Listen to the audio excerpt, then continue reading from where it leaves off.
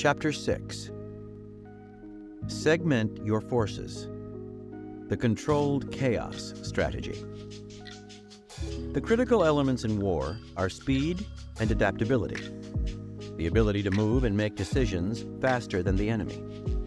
But speed and adaptability are hard to achieve today. We have more information than ever before at our fingertips, making interpretation and decision-making more difficult. We have more people to manage. Those people are more widely spread, and we face more uncertainty. Learn from Napoleon, warfare's greatest master. Speed and adaptability come from flexible organization. Break your forces into independent groups that can operate and make decisions on their own. Make your forces elusive and unstoppable by infusing them with the spirit of the campaign, giving them a mission to accomplish, and then letting them run. Calculated disorder. In 1800, by defeating Austria in the Battle of Marengo, Napoleon gained control of northern Italy and forced the Austrians to sign a treaty recognizing French territorial gains there and in Belgium.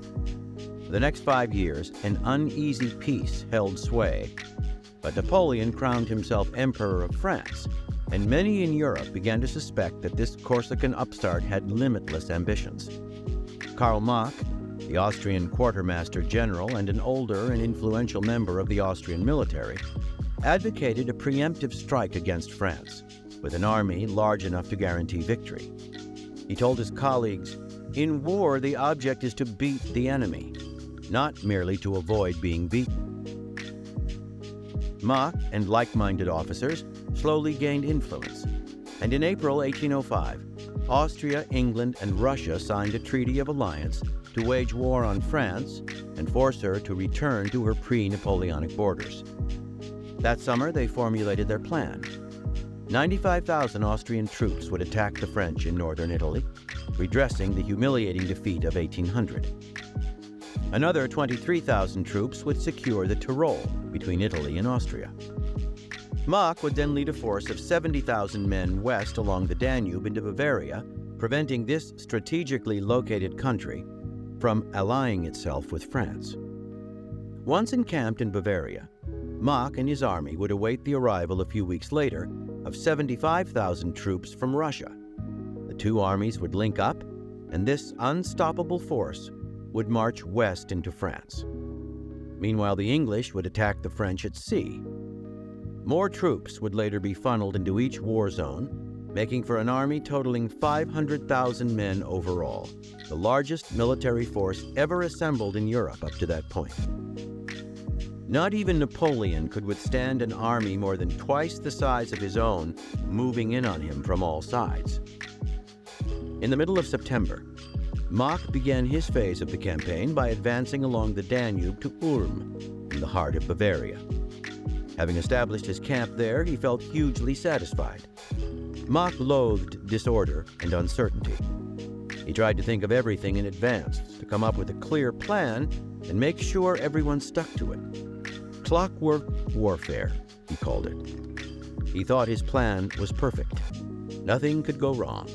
Napoleon was doomed. Mack had once been captured and forced to spend 3 years in France, where he had studied Napoleon's style of war. A key Napoleonic strategy was to make the enemy divide his forces, but now the trick was reversed.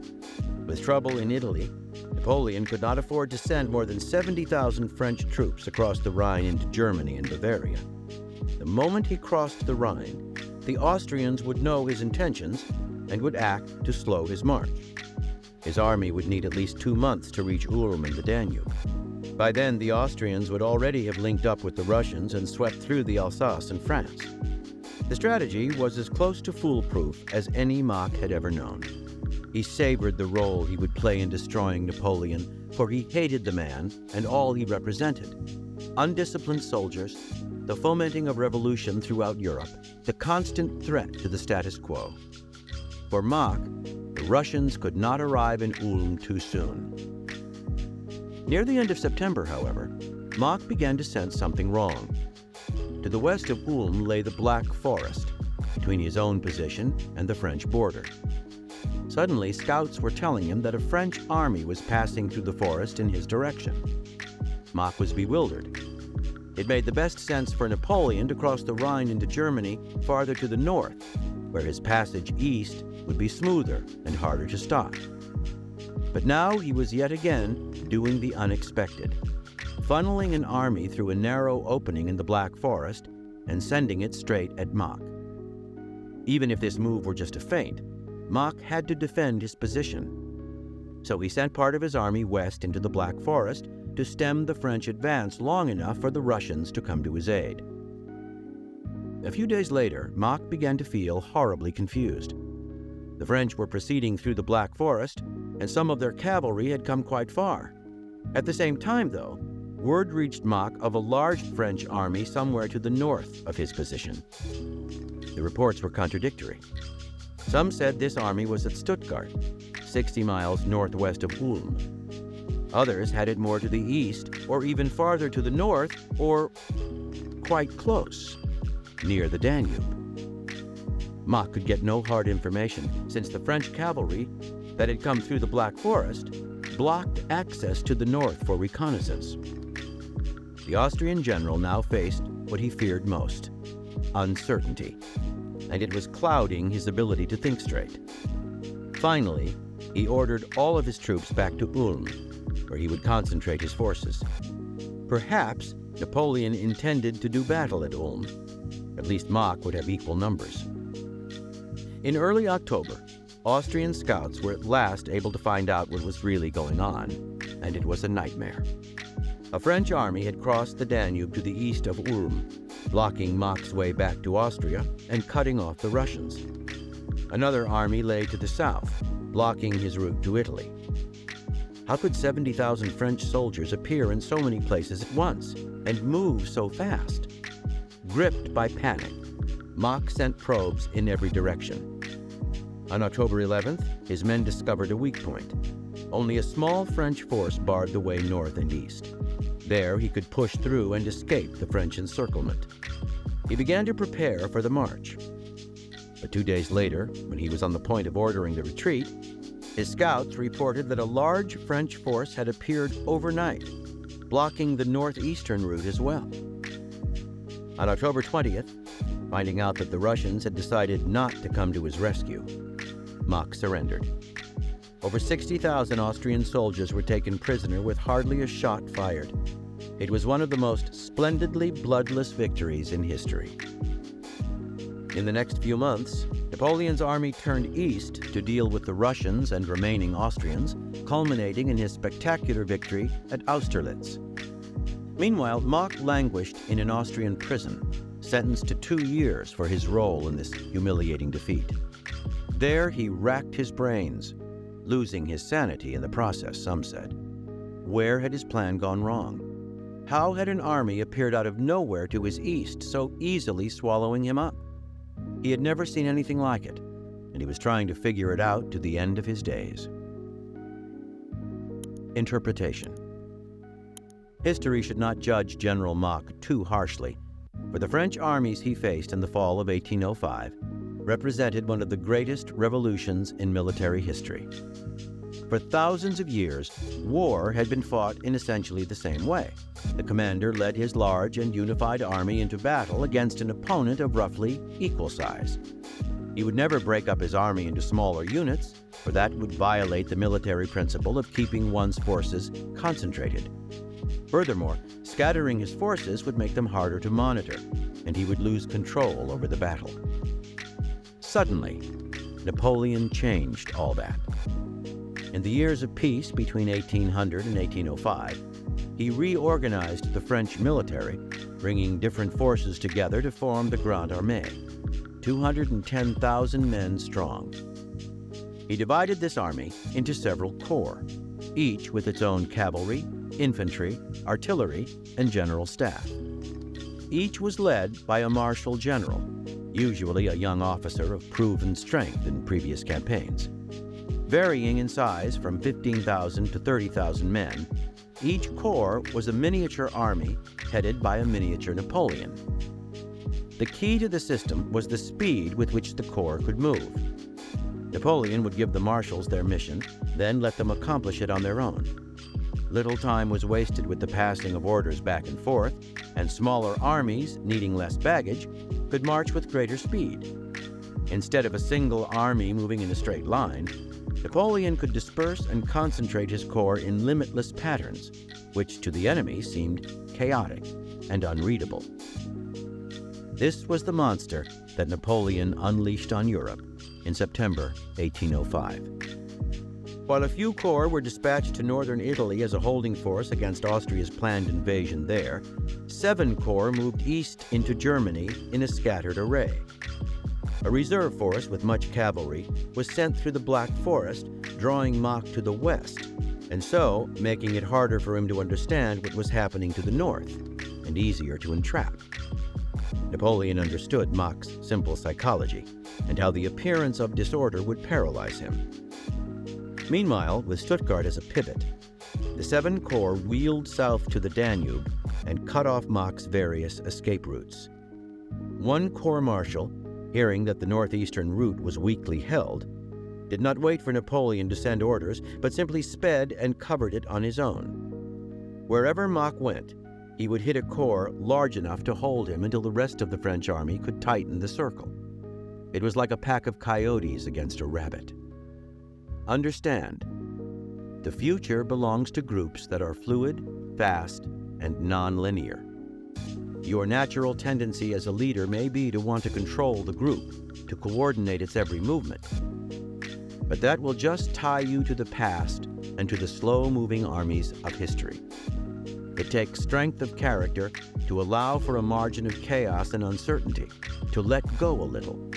But by decentralizing your army and segmenting it into teams, you will gain in mobility what you lose in complete control. And mobility is the greatest force multiplier of them all. It allows you to both disperse and concentrate your army, throwing it into patterns instead of advancing in straight lines. These patterns will confuse and paralyze your opponents.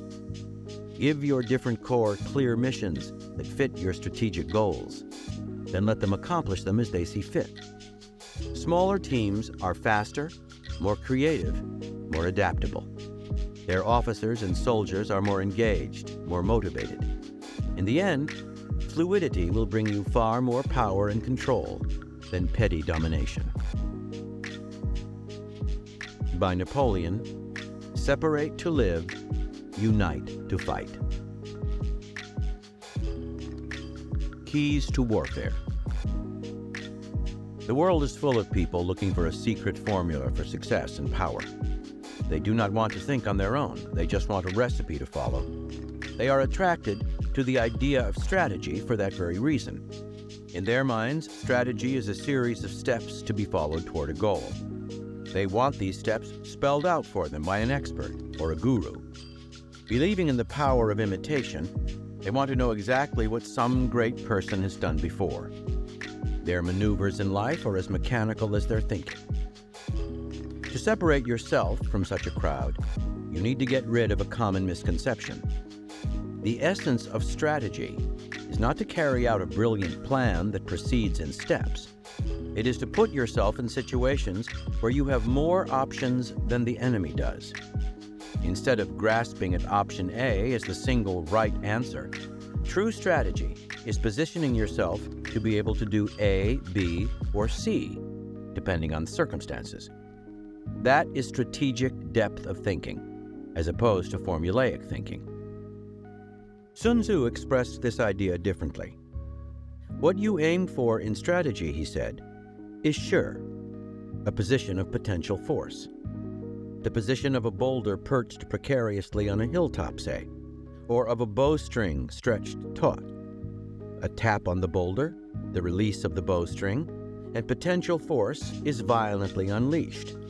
The boulder or arrow can go in any direction. It is geared to the actions of the enemy. What matters is not following preordained steps, but placing yourself in sure and giving yourself options. Napoleon was probably unaware of Sun Tzu's concept of sure, yet he had perhaps history's greatest understanding of it. Once he had positioned his 7 corps in their seemingly chaotic pattern along the Rhine and his reserve forces in the Black Forest, he was in sure. Wherever Mack turned, whatever he did, the Austrians were doomed. Napoleon had endless options, while Mack had only a few, and all of them bad. Napoleon had always aimed at his version of sure, and he perfected it in the 1805 campaign. Obsessed with structure and organization, he developed the corps system, building flexibility into the very skeleton of his army. The lesson is simple. A rigid, centralized organization locks you into linear strategies. A fluid, segmented army gives you options, endless possibilities for reaching sure. Structure is strategy, perhaps the most important strategic choice you will make.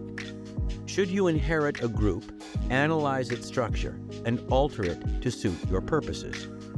Pour your creative energy into its organization, making fluidity your goal. In doing so, you will be following in the footsteps not only of Napoleon, but of perhaps the greatest war machine in modern times, the Prussian and later German army. Shortly after Napoleon's devastating defeat of the Prussians at the Battle of Jena in 1806, see Chapter 2, the Prussian leaders did some soul-searching. They saw they were stuck in the past. Their way of doing things was too rigid. Suddenly, the military reformers, including Karl von Clausewitz, were taken seriously and given power. And what they decided to do was unprecedented in history. They would institutionalize success by designing a superior army structure. At the core of this revolution was the creation of a general staff, a cadre of officers specially trained and educated in strategy, tactics, and leadership. A king, a prime minister, or even a general might be incompetent at war, but a group of brilliant and well-trained officers on the army staff could compensate for his failures. The structure of this body was unfixed. Each new chief of staff could alter its size and function to suit his needs and the times. After each campaign or training exercise, the staff would rigorously examine itself and its performance. A whole section was created for the purpose of these examinations and for the study of military history. The general staff would learn from its mistakes and those of others. It was to be a work permanently in progress. The most important reform was the development of the Auftrags Tactic, mission-oriented command system. In German, there are 2 words for command, Auftrag and Befehl. A Befehl is an order to be obeyed to the letter. An Auftrag is much more general. It is a statement of overall mission, a directive to be followed in its spirit, not its letter.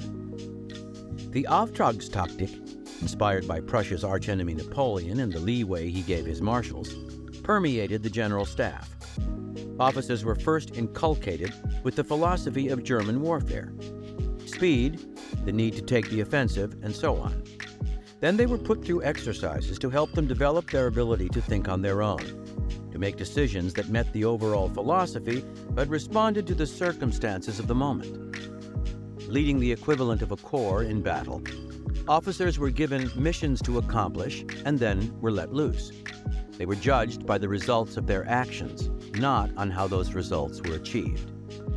The general staff, with a few interruptions, was in place from 1808 to the end of World War II.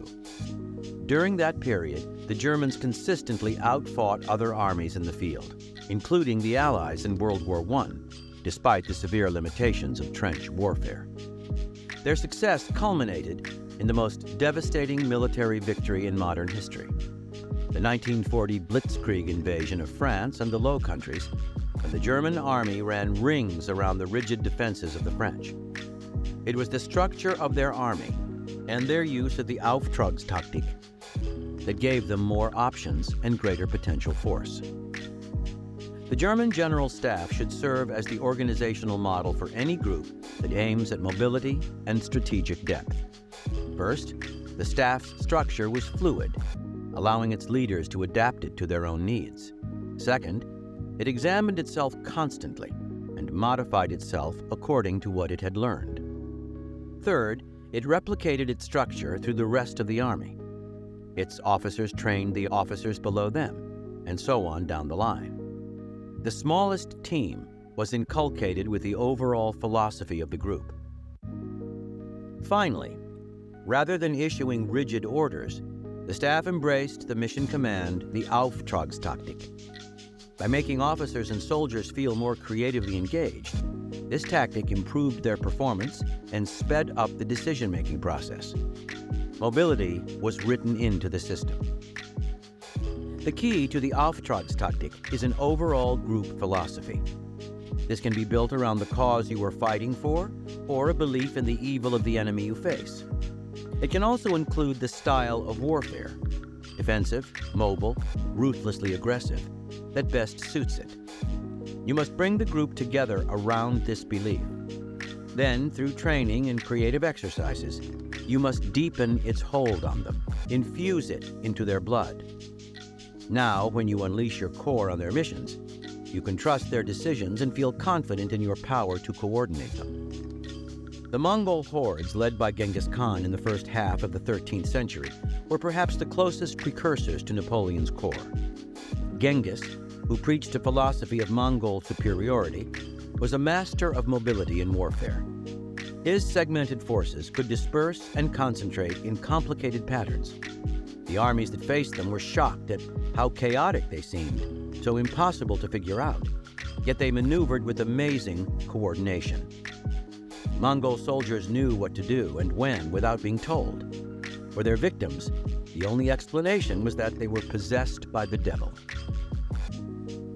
The sinister coordination of the Mongols, however, was actually the result of rigorous training. Every winter in peacetime, Genghis would run the Great Hunt, a 3-month-long operation in which he would scatter the entire Mongol army along an 80-mile line in the steppes of Central Asia and what is now Mongolia. A flag in the ground hundreds of miles away marked the hunt's endpoint. The line would advance, driving before it all the animals in its path. Slowly, in an intricately choreographed maneuver, the ends of the line would curve to form a circle, trapping the animals within. The hunt's endpoint would form the center of the circle. As the circle tightened, the animals were killed. The most dangerous of them, the tigers, were left till last. The Great Hunt exercised the Mongols' ability to communicate through signals at a distance, coordinate their movements with precision, know what to do in different circumstances, and act without waiting for orders. Even bravery became an exercise when individual soldiers would have to take on a tiger.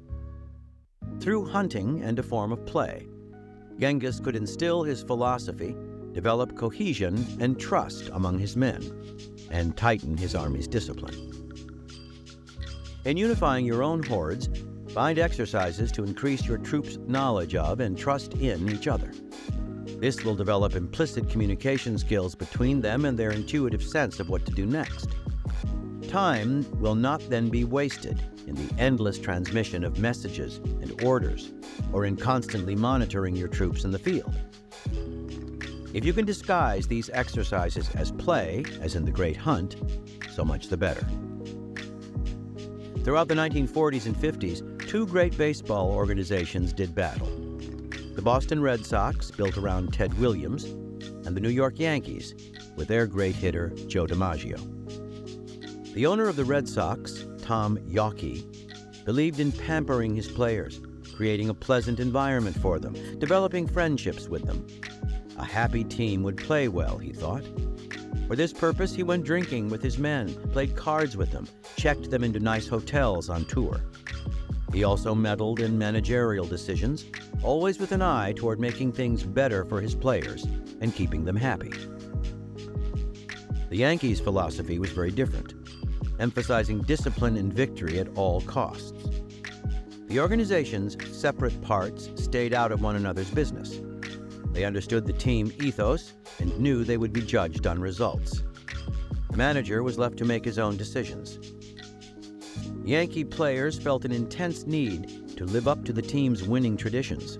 They were afraid of losing.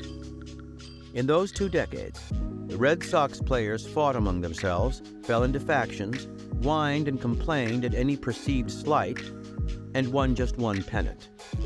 The Yankees were cohesive and spirited. They won 13 pennants and 10 World Series. The lesson is simple.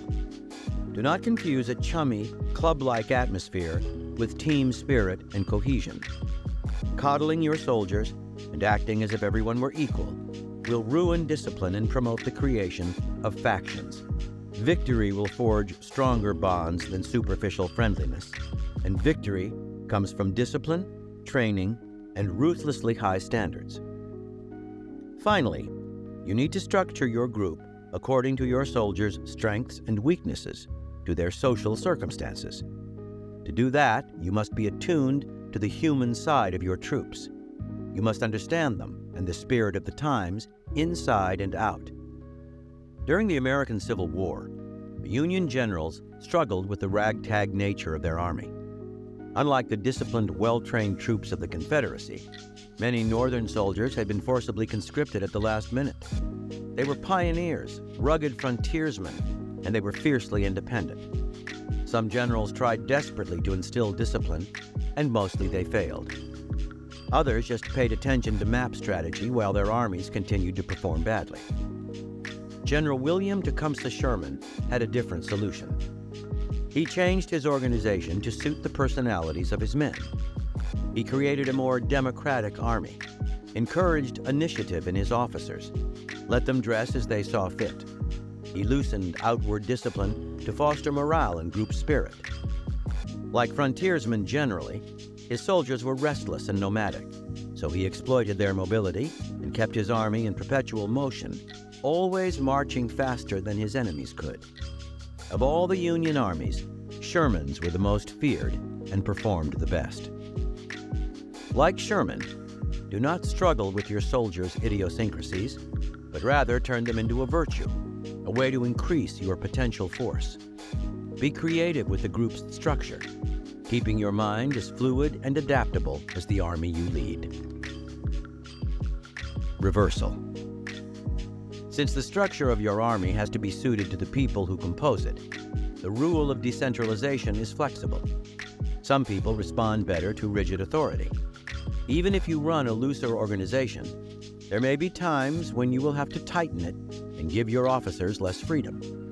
Wise generals set nothing in stone, always retaining the ability to reorganize their army to fit the times and their changing needs. Here are further reflections on the strategy of controlled chaos. From Command in War, by Martin van Creveld. Finally, a most important point to be considered is that the revolutionary system of command employed by Napoleon was the outcome not of any technological advances, as one might expect, but merely of superior organization and doctrine. The technical means at the emperor's disposal were not a whit more sophisticated than those of his opponents. He differed from them in that he possessed the daring and ingenuity needed to transcend the limits that technology had imposed on commanders for thousands of years. Whereas Napoleon's opponents sought to maintain control and minimize uncertainty by keeping their forces closely concentrated, Napoleon chose the opposite way, reorganizing and decentralizing his army in such a way as to enable its parts to operate independently for a limited period of time and consequently tolerate a higher degree of uncertainty. Rather than allowing the technological means at hand to dictate the method of strategy and the functioning of command, Napoleon made profitable use of the very limitations imposed by the technology. From Military Misfortunes, The Anatomy of Failure in War, by Elliot A. Cohen and John Gooch. We find our attention drawn repeatedly to what one might call the organizational dimension of strategy. Military organizations and the states that develop them periodically assess their own ability to handle military threats. When they do so, they tend to look at that which can be quantified: the number of troops, the quantities of ammunition, the readiness rates of key equipment, the amount of transport, and so on. Rarely, however, Do they look at the adequacy of their organization as such, and particularly high-level organization, to handle these challenges? Yet, as Pearl Harbor and other cases suggest, it is in the deficiency of organizations that the embryo of misfortune develops. From Command in War by Martin van Creveld. The fact that, historically speaking, those armies have been most successful which did not turn their troops into automatons, did not attempt to control everything from the top, and allowed subordinate commanders considerable latitude, has been abundantly demonstrated. The Roman centurions and military tribunes, Napoleon's marshals, Moltke's army commanders, Ludendorff's storm detachments, all these are examples, each within its own stage of technological development, of the way things were done in some of the most successful military forces ever. From Patton, A Genius for War, by Carlo d'Este. Patton's philosophy of command was, never tell people how to do things, tell them what to do, and they will surprise you with their ingenuity. From The Iliad by Homer. Agamemnon smiled and moved on. Coming next to the two captains who shared the name Ajax as they were strapping on their helmets. Behind them a cloud of infantry loomed. Agamemnon was glad to see them, and his words flew out. Ajax, both of you, Achaean commanders, I would be out of line if I issued you orders. You push your men to fight hard on your own. By Father Zeus, by Athena and Apollo, if all of my men had your kind of heart, King Priam's city would soon bow her head, taken and ravaged under our hands. From A Genius for War, The German Army and General Staff, 1807 to 1945, by Colonel T.N. Dupuy. It was during this period of post-war introspection and evaluation that one of the fundamental military concepts of Scharnhorst and Gneisenau coalesced into a clearly defined doctrine understandable to and understood by all officers in the Army. This was the concept of Auftrags Tactic, or mission tactics. Moltke himself inserted in the draft of a new tactical manual for senior commanders the following lines. A favorable situation will never be exploited if commanders wait for orders. The highest commander and the youngest soldier must always be conscious of the fact that omission and inactivity are worse than resorting to the wrong expedient. Nothing epitomized the outlook and performance of the German General Staff and of the German Army, which it coordinated, more than this concept of mission tactics. The responsibility of each German officer and non-commissioned officer to do without question or doubt whatever the situation required as he saw it. This meant that he should act without awaiting orders if action seemed necessary. It also meant that he should act contrary to orders if these did not seem to be consistent with the situation. To make perfectly clear that action contrary to orders was not considered either as disobedience or lack of discipline, German commanders began to repeat one of Moltke's favorite stories, of an incident observed while visiting the headquarters of Prince Frederick Charles. A major, receiving a tongue lashing from the prince for a tactical blunder, offered the excuse that he had been obeying orders, and reminded the prince that a Prussian officer was taught that an order from a superior was tantamount to an order from the king. Frederick Charles promptly responded, "His Majesty made you a major because he believed you would know when not to obey his orders." This simple story became guidance for all following generations of German officers. From Hitter, The Life and Turmoils of Ted Williams, by Ed Lynn. Tom Yawkey was 30 years old when he bought the Red Sox, a hopelessly bankrupt team that had won only 43 games the previous season and averaged only 2,365 paying customers. The ball club became his toy. Because he loved his players, he spoiled them rotten. And because he spoiled them rotten, they praised him to the skies. There is a well-publicized exchange in which Bobby Doerr asks Tommy Henrik why the Red Sox weren't able to beat the Yankees in big games. "Weren't we good enough?" Doerr asks. "It wasn't that they weren't good enough," Henrik answers. "Your owner was too good to you. The Red Sox didn't have to get into the World Series to drive Cadillacs. The Yankees did." The Red Sox organization was an amateur operation, pitted against the toughest, most professional operation of all time. And lastly, by T.E. Lawrence. In a real sense, maximum disorder was our equilibrium.